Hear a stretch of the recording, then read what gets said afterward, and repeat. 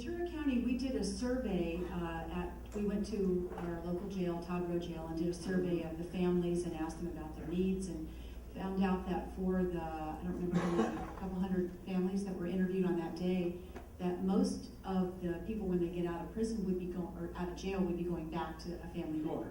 And you've also talked about the value of pro-social support systems and how important that is. And we just heard you comment about the juvenile families, working with the families. Do you know of any programs, or what are even your thoughts about the value of trying to strengthen the pro-social support systems for people that are adults, so that they would be prepared? Because a lot of times there's a burnout with that population, and then you don't have that as an option. So. I remember once I looked at a program in Oregon at a jail. They had a program there, and visitation was, I don't know, Sunday at 3 o'clock. You weren't allowed to visit unless you came 2 hours early and did a structured COG group with your family.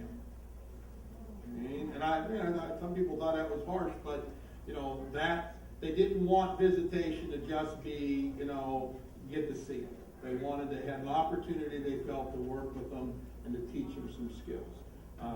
I think it's hard to fix real dysfunctional families. I'm not an expert in it, but everybody I know that does that works. It's very difficult. So I would just focus on the 2 or 3 skills you can work on and practice. If you're talking to juvenile, what does the parent need to know? Discipline, good supervision, right? Know where your kid is, where they're at, what they're doing, how to reinforce appropriately, how to communicate better, which many of us need, and then how to problem solve. And I'd stick to those and work on those. But Dowler juvenile, why would we think the family and pro-social supports aren't important? I mean, they're important for all of us. Why would we think they're important for them? So the more you can do there, but again, I'm not a big fan of this kind of just because you meet with them, that you think you're doing something. I think there has to be a structured process to it. There are some curriculums out there that you can look at that are pretty good. Common sense parenting, Boys Town developed it. I really like it. A lot of data behind it. But it's for kids. Strengthening families. OJJDP has it out there. It can be, you get trained on that. There's a number of them out there. But if you look, they're all trying to do the same thing. Strengthen those bonds, appropriate reinforcement. But you got to be careful. We did this I didn't do it, but I was the evaluator. And sometimes I tell people, it's my job to evaluate, not to fix it. That's all. I'm just looking at the data. We had this ill-fated project in Ohio where family members went into the prison. And so they funded this. Family came in, the kids, the wife came in to meet with the inmate, this family-based program. The problem was they had done nothing to reduce these guys' antisocial attitudes and behavior. And I told them at the time, I thought it was a mistake. I said, you're exposing them to some very antisocial behavior here. And if you wanted to help those kids, you give them a bus ticket and send them to another town. And the data showed it. They actually had harmful effects from it because they were taking men that really weren't ready for this and just exposing their kids to these criminals. So I think you have to do a lot of preparatory work with folks to be ready to take advantage of those kind of programs. When you talk about, what you said, most of us in this room probably grew up with some sort of model that you get an education, you take that entry-level job, maybe you take any job just to get something going to support yourself while you go to school to get the career you want. But a lot of the folks that we work with did not have that modeled for them growing up.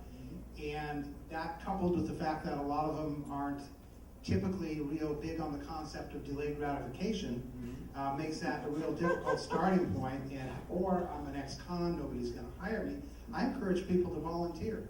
And a lot of people don't like that idea at first, but that's how you get to meet somebody who will write a letter of reference for you.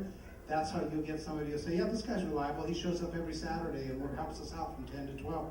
Usually the people that run organizations you can volunteer with know business people, and that's a way to network and kind of have somebody, when somebody knows that, yeah, I have a job, do you know anybody? Yeah, there's this guy's been coming here for 3 months, so Right. kind of introducing that kind of whole concept to people, but that's new for a lot of our population. Yeah. That's not something they've thought about or done before. Right, and college students do it all the time, with internships. I did look at a program once in Colorado, and it was a program where they had to get a job in so many days.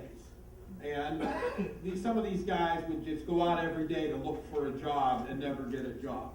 And I suggested that then they have them do volunteer work for free. They all got jobs in like a week after that. So it worked. But yeah, I think, I think most of us, we're kind of self-actualized. We skip reinforcement from that, and many of them don't. If you can get them to that point where they're actually going to do some volunteer work, then I think you've come a long way, and those are folks that are likely to be successful.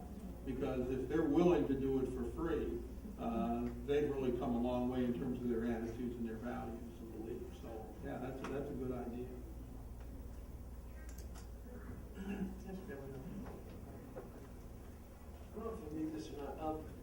I have a question in regard to the idea of the mentorship model, and I don't know if you have this, but as an ex-offender, as we're talking a lot of this, and we're talking about the staff and the probation and things, I was wondering what models are out there and the effectiveness of training mentors, having guys that are ex-offenders to be more of the solution-oriented as a partnership rather than just a kind of a tool that's off in the horizon. And I know it's effective, but I'd like your thoughts on how effective. Yeah, it's not uncommon. I've not seen, the last study I saw was in the 70s that looked at it. Ohio actually did a very elaborate experiment of hiring what they called paraprofessional parole officers, ex-offenders, and did a study of it and showed they were as good, if not better, than professionally trained.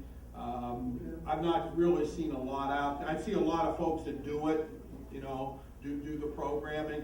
Yeah, again, I think if you think I'm somebody that understands where you come from, understands the challenges you face, you're more likely to listen to me.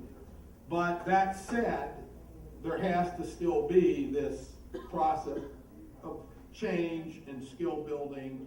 It's not enough to say, "Well, I've been there, and you look at me."